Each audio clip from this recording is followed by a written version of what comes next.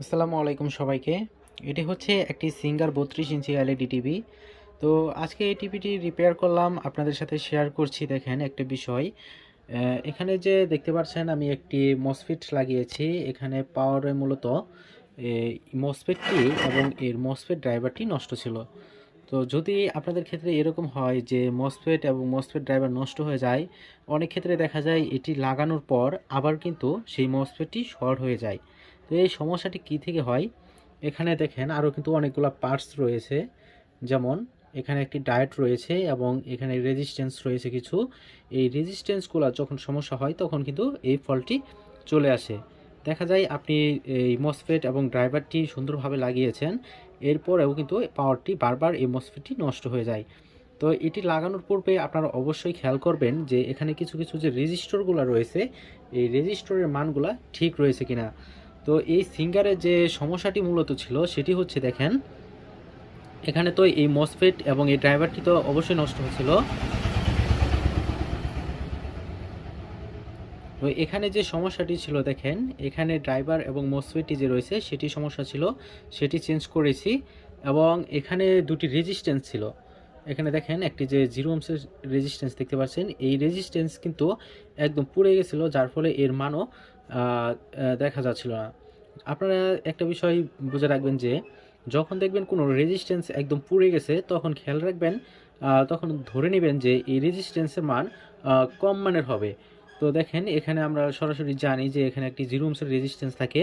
অথবা আপনারা যদি কেউ না জানেন যে এই বোর্ডটি যদি কখনো কাজ করেন, তখন যদি দেখেন যে এখানে রেজিস্ট্যান্স পুড়ে গেছে, তখন আপনারা এখানে 0 ওহমের একটি রেজিস্ট্যান্স লাগিয়ে দিবেন।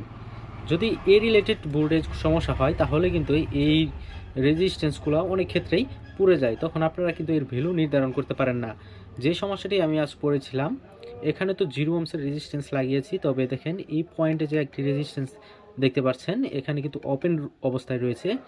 এই রেজিস্ট্যান্সের মান আমার জানা ছিল না, তো সেম বোর্ডও আমার কাছে ছিল না। তখন আমি যে কাজটি করেছি, এই রেজিস্ট্যান্সটা ভালোভাবে ঘষে নিয়েছি। তখন এর উপরে যে মানটি আমি দেখতে পেয়েছিলাম 2, এরপর সামথিং কিছু লেখা ছিল। তো এমন অবস্থায় আমি এটি 270 ওহমের রেজিস্ট্যান্স প্রথমত ধরে নিয়েছিলাম। সেক্ষেত্রে আমি 270 ওহমের যখন রেজিস্ট্যান্স লাগিয়েছি, তখন কিন্তু আবার এই মসফেটটি নষ্ট হয়ে গেছে। তখন বুঝতে পারলাম যে আসলে এখানে কিছু একটা মিস্টেক হচ্ছে। এবং দেখেন যখন এর ফিউজ না কাটবে, তখন কিন্তু এই রেজিস্ট্যান্সটা ওপেন হয়ে যাবে, কেননা এটা নেগেটিভ থাকে সরাসরি এই মসফেটের সাথে।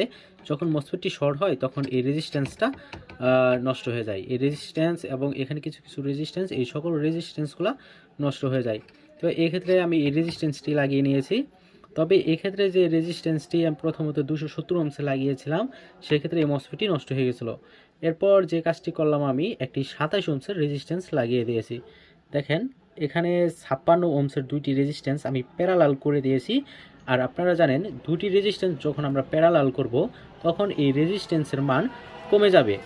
এখানে যেহেতু দুটি সেম মানের রেজিস্ট্যান্স রয়েছে, 56 ওহমসের রেজিস্ট্যান্স, তো দুটি যখন আমরা প্যারালাল করেছি, তখন এটি 28 ওহমসের একটি রেজিস্ট্যান্স হয়ে গেছে। এবং এই 28 ওহমসের রেজিস্ট্যান্স আমরা এই প্রান্তের সাথে সংযুক্ত করে দিয়েছি। এই পয়েন্টটি যাবে হচ্ছে এই পয়েন্টের সাথে সংযোগ আছে, তাই আমি এটি এখানে সংযোগ করে দিয়েছি। এবং এই পয়েন্টটি কিন্তু সার্কিটের থেকে উঠে গেছে। তো সার্কিট যখন আমি ট্র্যাক করলাম, তখন দেখতে পেলাম যে এই ট্র্যাকটি আইসির যে 4 নম্বর পিন রয়েছে, ড্রাইভার আইসির যে 4 নম্বর পিন, সেই পিনে কানেক্ট হয়েছে। তাই আমি একটি জাম্পার নিয়ে এখন এটির সাথে কানেক্ট করে দিলাম। তো কানেক্ট করে দেওয়ার পর আমার পাওয়ার সাপ্লাইটি ওকে হয়েছে। এখন আমি আপনাদের পাওয়ার সাপ্লাইয়ের ভোল্টেজটি মেজার করে দেখাবো। আমি প্রথমত পাওয়ার দিয়ে নিচ্ছি।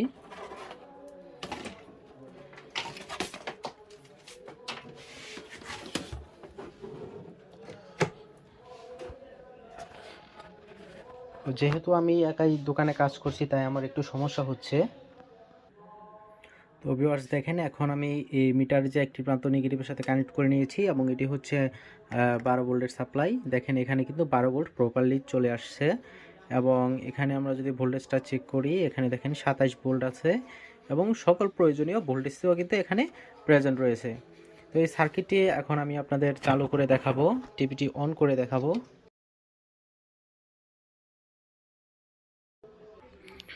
তো দেখেন এখানে এখন রেড ইন্ডিকেটর জ্বলে উঠেছে। আমি এটি লাইন দিয়ে নিয়েছি।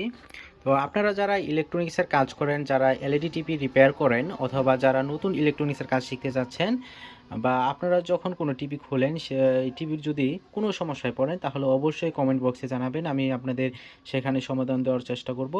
অথবা আপনারা আমার সাথে সরাসরি যোগাযোগ করতে পারেন, আমার হোয়াটসঅ্যাপ নাম্বার দেওয়া থাকবে ডেসক্রিপশন বক্সে, সেখান থেকে আপনারা আমার নাম্বারটি কালেক্ট করে এরপর আমাকে মেসেজ দিতে পারেন, আমি আপনাদের সমাধান দেওয়ার চেষ্টা করব।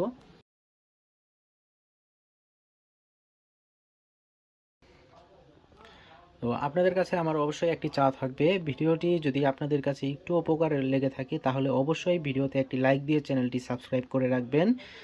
আমি মূলত বিভিন্ন টিভি রিপেয়ার করি, এরপর টিভির কাজগুলো আপনি কীভাবে রিপেয়ার করলাম সেটি আপনাদের সাথে কিন্তু শেয়ার করি। তাই ভিডিওটি অবশ্যই লাইক দিয়ে চ্যানেলটি সাবস্ক্রাইব করে বেল আইকনটি অন করে রাখবেন। তো দেখেন এখন আমি টিভিটি অন করছি।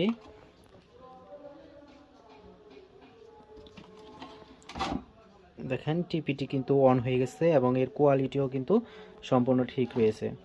দেখেন এর কোয়ালিটি কিন্তু সম্পূর্ণ ঠিক রয়েছে এবং যে টিভিটি রয়েছে সেই টিভিটি কিন্তু আমাদের প্রপারলি ঠিক হয়ে গেছে। তো অনেকেই বলেন যে এখানে সরাসরি আপনারা মডিউল লাগিয়ে দেন, তবে মডিউল লাগানোর পূর্বে আপনারা অবশ্যই চেষ্টা করবেন যে এই সার্কিটটি সঠিকভাবে তোলার জন্য। দেখা যায় যে মডিউল লাগানোর পর এই মডিউলটি হাই ভোল্টেজ হয়ে কিন্তু এর পরবর্তীতে আপনাদের মেইন আইসি সমস্যা হতে পারে, বা বিভিন্ন এখানে রেগুলেটর যে রয়েছে রেগুলেটর কেটে যেতে পারে। তাই মডিউল লাগানোটা আসলে সঠিক অপশন না। যদি কোনো কারণে আপনারা এই অরিজিনাল পাওয়ার সাপ্লাই রিপেয়ার না করতে পারেন, সেক্ষেত্রে আপনারা মডিউল লাগাতে পারেন। তবে অবশ্যই আমি আপনাদের সাজেস্ট করব যে আপনারা অরিজিনালভাবে এর পাওয়ার সাপ্লাইটি রিপেয়ার করেন। তো আজকের মতো বিদায় নিচ্ছি, সকালে ভালো থাকবেন, সুস্থ থাকবেন, আল্লাহ হাফিজ।